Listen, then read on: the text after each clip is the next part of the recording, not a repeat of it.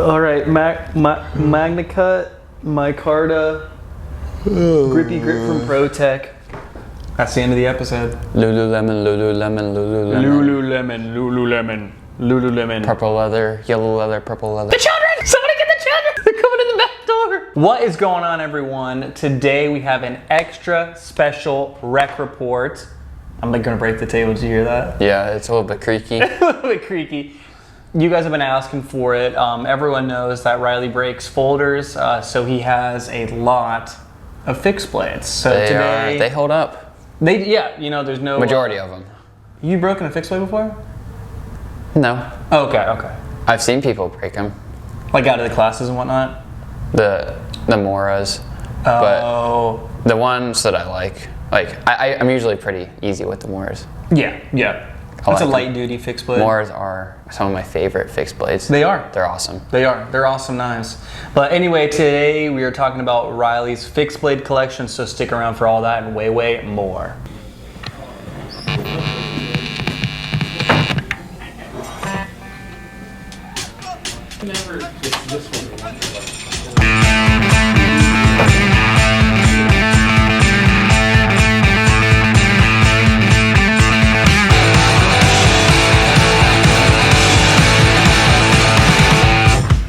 Hey, what's up?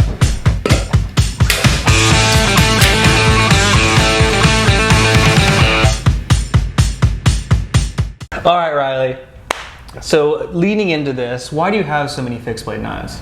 I like them. I think that a lot of folders, not all of them, but a lot of folders are manufactured, machined. A lot, not all of them, but a lot of fixed blades are handmade. Yeah. I really like the handmade aspect of it. I like micarta. Micarta is one of my favorite handle materials, and they use a lot of it in fixed blades, like the way it feels, like the way they look. Everything about it. I like leather. Leather sheaths are awesome. As you can see, majority of my fixed blades have leather sheaths. Yeah, mostly JRE. Yeah, a lot of them are. Yeah, that's just it. I like fixed blades. I also really like folders, don't get me wrong, but fixed blades do have a special place in my heart. So how do you want to work through this? What do you want to start with? I say we start with the left. So the biggest brand in my collection is LT Wright. Love LT Wright, love the brand, love the guy, love the whole crew, everything about him. Shout out LT Wright. LT Wright's the best. We actually went up to a shop. If you guys didn't see that video, killer video. Should we link it? Yeah, we could link it. All right, we did a little documentary on LT himself in a shop, and it was pretty sick. Yeah, he's a good dude. Starting on the left, this is my LT Wright Gen 6. So they got the Genesis, and then Larry Roberts took that on the show alone, and then he decided that he'd wanted an extra 2 inches on that blade, so they created the Gen 6. I took this knife to that survival class that we did and used it the whole time there just because I really like it. Now, I put this piece of rubber on Wazoo Survival Gear, makes this little piece of rubber. It's called Ranger Bands, and it just adds grip. Feel that in your hand. Oh, I mean, yeah. I don't know. It also probably helps with retention, right? Oh yeah, it keeps it in the sheath big time. But yeah, it just makes it super grippy. So this is the knife that whenever we do top 3 knives for life. Oh yeah, a lot of people choose that as Yes. their bushcraft outdoor knife, whatever. It's also thin enough that I feel like you could do a lot of cool stuff with it. Yeah, Don't for get sure. me wrong, like it's got a good blade stock on it, but Yeah, still slicey though. yeah, this thing is sweet. You got a ferro rod on there. Yep. Nice Jerry leather sheath. This is, if you had to choose, should we do it at the end? If you had to choose 1 or 2 of these, what would they be? Let's do it at the end. Okay. Let's do it at the end. All right, We'll I'll get get that out through of the them way. first. I'll get that out of the way. What's next, my friend? Next on the list, this is called the Jesmuk from LT Wright. This one is an ABL. Nice. And then it has the, I think they call it a mountain finish on the micarta. This is a brown micarta. Feels super good in the hand. This one just rolls with the sticks. I don't know, another cool knife. Moving on, this is probably my favorite out of the LT Wright bunch. I talked to LT and he said that this knife did not have a name, and that it was going to be a kitchen knife, but then anyways, it's not a kitchen knife, it's like an outdoor knife, but it's still super thin and I don't know if you can see it, but you can really bend the blade. It's thin, it's a good slicer, really cool. And LT sold this one to me when we went up and did that. The little interview with him. So it's a one-off, which is also another really cool thing. And that one's also an AEBL, right? Yes. Yeah, that is a perfect choice for that. Yep. So I'm really stoked about this knife. You modified this, didn't you? I did. So the handle was polished, so I taped off the blade and then I sandblasted it. Yeah. Typically you would take it on like a Scotch-Brite wheel or something, but it was becoming inconsistent and it was taking forever. So I was like, screw it. So I just taped the whole thing up, sandblasted it. Everything's super even, consistent on it, and it feels really good. It does. The only downside is that the spine isn't polished, but you don't even notice it. No, you don't notice it. And you had it actually, there's a nice line there, which is actually really nice. Yeah. And then I laser engraved a little bear on the side. Most of these fixed blades have a bear on the side of them. I just think it's pretty cool, a little touch. Make them mine. You know, it's part of your collection. Yep. That's sweet. Moving on, this knife is pretty special to me. This is from when the crew went up to LT and we each got to make our own knife. So this is the one that I made. Pretty cool. It's been through a lot of use. You can see the blade is actually pretty corroded on it. I don't use it much anymore, but it did go through quite a bit of use. And then the next one is actually the same exact thing, but this is the one that my dad made. So this one's technically his. He chose to burlap my Carta. I think the burlap looks pretty sick. It does. Same knife though. This one has not been used. And then, can you tell the difference with the sheets?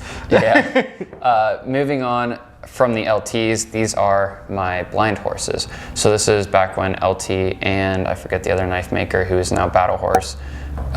Anyways, they had this brand, and I don't know the name of this little guy. I use this one for skinning squirrels. It's a great shape for that. It's perfect. You guys can see that. It's a little belly on it. And then next one is this. This one's coated. I don't know what it's coated in, but I don't know if you can tell or nice. not. I have no idea what it's coated in. I haven't seen this one yet. But that one's got the mosaic. Actually, no, they're not mosaic. But it's got cool pins and then a cool wooden handle on it. Wow, that's like almost like zebra wood or something. Yeah, that's pretty neat. Wow, this is actually really just a perfect size for me. Yeah, good EDC knife. That's sweet. And that's all I have from Blind Horse. And then Bordertown blades. This guy, I forgot the owner's name of Bordertown. They're out of Washington is what I know, Washington State. Yeah, anyways, I really like his knives, his kitchen knives, his outdoor knives, all of his knives are all really cool. This one is super, yes. This one's super thin and slicey. I don't remember the name of it, but really cool. This one's got mosaic pins. You can see That's those ones are pretty cool. This is just a super nice knife. Yeah, super well thought out. I have not used this knife. I just carry it and show it off. Eventually do some slicing with it, but no bushcraft work, that's for sure. And then I don't remember the name of this wood on here, but just super nice. Cool wood. And then the sheath is also very cool. It's got a bunch of leather work on it. I don't know what you'd call that, if it's stippling or it's like burnt in. Yeah. I don't know, but the his mother-in-law did it all and made a whole bunch of custom sheaths for him, and got this one from Blade Show right from him, so that was pretty cool. And do you remember why you bought this one in AEBL? Because I do. We had just done that video with Laren Thomas, and he was talking about how AEBL is like actually like the most underrated steel in the world. Yep. And it's like a super amazing steel. I think this was maybe later that day or maybe the next day. Walked up to the Bordertown booth, and you like obviously immediately went for the sheath because the knife was sitting next to the sheath, and you were like, oh, this thing is so sweet. And then you saw it was in EBL, and you're like, I'll be right back. I gotta get some cash. So that's awesome. Yep. But you know, just one of those fun show experiences. Oh yeah, I love picking up cool blades from the shows. Blade Show. Yeah, well, specifically. Moving on, this is my dad's knife. So this is a Brad Cucchiera. I think that's how you pronounce it. This one's got draft bone, mosaic pins. I don't know what kind of steel is on it. We've had this knife for a long time, but super cool. Great sheath work on that. Almost reminds me of a Bradford sheath. Yeah, so funny story about this sheath. I don't know where it came from, but it's not to that knife, but it fits perfectly in it, so we keep it with it. Yeah, I like that you can scout carry this one. I don't know if you heard him, because he kind of rushed through it, but this is giraffe bone. Like, that's so cool. It's cool. That's super sweet. It feels cool and looks cool. I really like the grind on this too. Yeah, really. That's something you don't really see that often in handmade fixed blades. It's just like a crazy grind on it. That is like a folder kind of grind. Exactly. I really like this thing. It does fit really well, actually. Yeah. Moving on from him, I have my Benchmade collection. Don't have too many fixed blade Benchmades, but we do have these two guys. And how'd you say you pronounce that name? These are the ailerons. Aileron. So we have one in a two-tone, a light carbon fiber, dark carbon fiber, and then that one's straight black carbon fiber. These knives are sweet, like really cool EDC knives. They fit really good in the hand too, and they're just small and cool. These were kind of early S30V knives for Benchmade, which is really cool. Yeah, we had these for a long time. I like that the scales aren't pinned.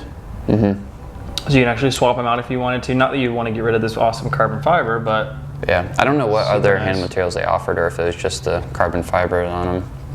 Yeah, these things are super nice. And then another Benchmade I have is, this is the Benchmade Jungo Bolo. I got this a long time ago. I remember eyeing it in the case at the shop and I was like, man, I need that. And I have put this thing to work and I still do every time we're out camping. This is crazy good chopper. I like that sheath. Is that the sheath that came? Oh yeah, yep. Benchmade sheath. Yeah, yep. It's really this nice. This is the sheath. It's pretty cool. That's really nice. Nice grippy handle also. Yeah, that one's actually really nice. Yeah, I can see that you put a little bit of use on this guy here. Yeah.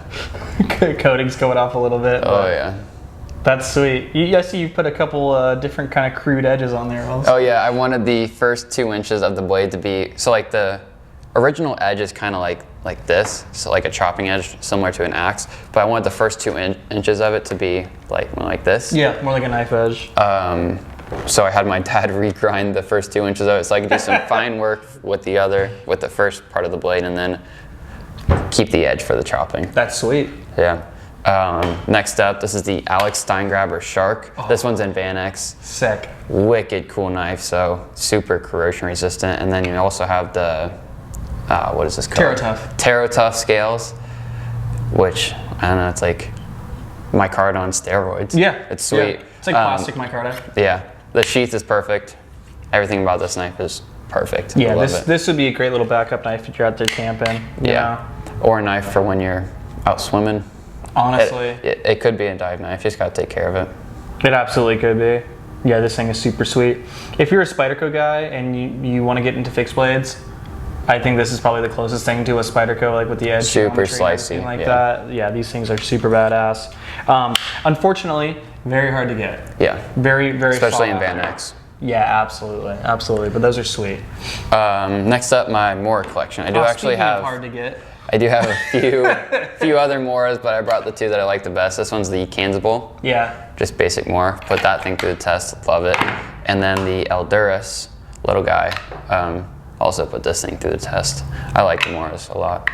As far as value goes. Yeah, value's insane. And then the handles, love them. The rubber handles. Yeah. Super nice. Yeah. Next up, we have my ESEE selection. So we also have an ESEE 6. It's my dad's knife. It's still at the house. But this one is my ESEE 4. This is like my first real fixed blade. Nice.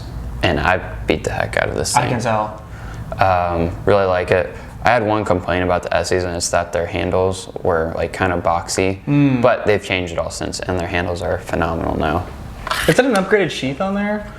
I put the Tech Lock on it, but nice. I think that's the sheath that came with it. That's awesome, man. Yeah, I like this color combo too. Yeah. Perfect for. And you can feel how easy it slides in there. I'm missing a couple rivets or screws in that sheath. Bro, it's okay. They'd probably replace it. They got a really good warranty program. Yeah, they would.